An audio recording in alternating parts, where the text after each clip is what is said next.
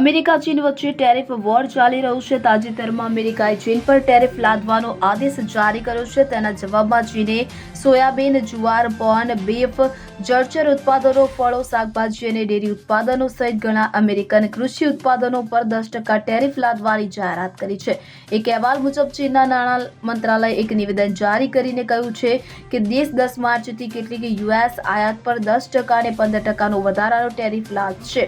અમેરિકાના રાષ્ટ્રપતિ Donald Trump દ્વારા ચીની માલ પર ટેરિફ દર 10થી વધારીને 20% કર્યા બાદ ચીનનું આ પગલું સામે આવ્યું છે। આ વધારો ચીન દ્વારા કરવામાં આવતી અન્યાયી વેપાર પ્રથાઓને રોકવા માટે અમેરિકાની વ્યાપક વ્યૂહરચનાનો એક ભાગ છે। મહત્વનું છે કે ચીન ઉપરાંત અમેરિકાએ તેના પાડોશી દેશો કેનેડા અને મેક્સિકોથી થતી આયાત પર 25% ટેરિફ લાદ્યું છે। આ કાર્યવાહીથી વેપાર યુદ્ધનું જોખમ વધ્યું છે, જે વૈશ્વિક બજારો અને આર્થિક સ્થિરતા માટે ખતરનાક સાબિત થઈ શકે।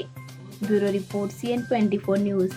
હવે જુઓ દેશ દુનિયાની તમામ ખબરો તમારી આંગળીના ટેરવે। ઉઠાવો મોબાઈલ અને ગૂગલ પ્લે સ્ટોર પરથી ડાઉનલોડ કરો અમારી CN24 ન્યૂઝ મોબાઈલ એપ।